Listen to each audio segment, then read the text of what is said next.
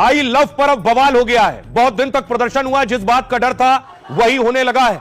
I love Mohammad बनाम I love Mahadev.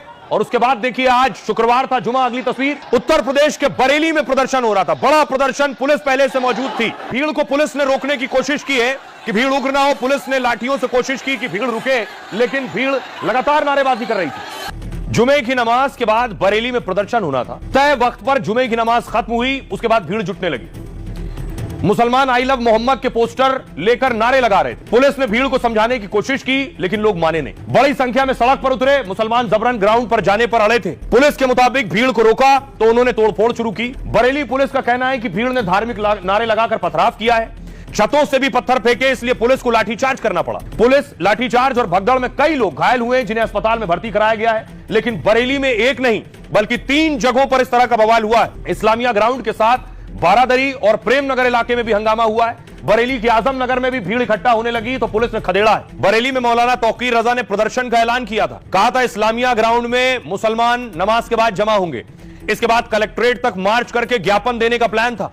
मौलाना के कहने के मुताबिक बड़ी संख्या में मुस्लिम जमा हो गए। उसी प्रदर्शन में नमाज के बाद पथराव और लाठीचार्ज हुआ। मौलाना तौकीर आई लव मोहम्मद मामले में एक्शन से नाराज थे। इत्तेहाद मिल्लत काउंसिल के अध्यक्ष है मौलाना तौकीर रजा।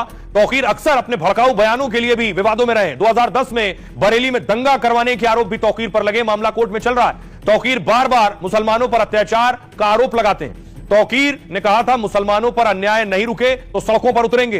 दावा किया था, जिस दिन सड़कों पर उतर गए सरकार संभाल नहीं पाएगी। हमारी खामोशी को हमारी कमजोरी या बुज़दिली ना समझा जाए। जिस दिन मुसलमान नियंत्रण से बाहर हो गए, हालात गंभीर हो जाएंगे। इस तरह के कई भड़काऊ भाषणों के बाद यह बवाल हुआ है। तौकीर रजा के प्रदर्शन के ऐलान से योगी की पुलिस पूरी तरह से पहले से चौकन्नी थी। पेट्रोलिंग के साथ ही संवेदनशील इलाकों में ड्रोन से भी नजर रखी जा रही थी। जुमे की नमाज के चलते मस्जिदों के बाहर भारी फोर्स भी तैनात थी। यह तस्वीर आप देख रहे हैं, उत्तर प्रदेश के लखनऊ और बरेली में प्रदर्शन हुआ। इसके अलावा महाराष्ट्र में बीड, संभाजीनगर और मुंबई में प्रदर्शन हुआ। राजस्थान के अजमेर में प्रदर्शन हुआ और मध्य प्रदेश के भोपाल में प्रदर्शन हुआ। इन जगहों से प्रदर्शन की तस्वीरें सामने आई। लेकिन इस प्रदर्शन के दौरान सोचिए, बीड में खासतौर पर एक मौलाना बीड महाराष्ट्र से योगी आदित्यनाथ को कब्र में दफनाने की धमकी देने लगा। यह तस्वीर देख रहे हैं। मंच था प्यार का, मोहब्बत का, लव मोहम्मद का, लेकिन मोहब्बत के मंच से योगी आदित्यनाथ के लिए नफरत, उन्हें कब्र में दफनाने की धमकी। मौलाना ने धमकी तो इस मंच से दे दी, लेकिन उसके बाद यह महंगा पड़ा। दरअसल महाराष्ट्र के बीड में आई लव मोहम्मद का कार्यक्रम था और मजल गांव के में मस्जिद के पास मुसलमानों की भीड़ जमा थी। ये वो तस्वीर देख रहे हैं मौलाना की आप। यहीं पर मंच से भड़काऊ मौलवी ने विवादित बयान दिया। मौलवी ने योगी को मुस्तफा मस्जिद आने की चुनौती दी। कहा, अगर योगी यहां आते हैं तो उन्हें यहीं दफना दिया जाएगा।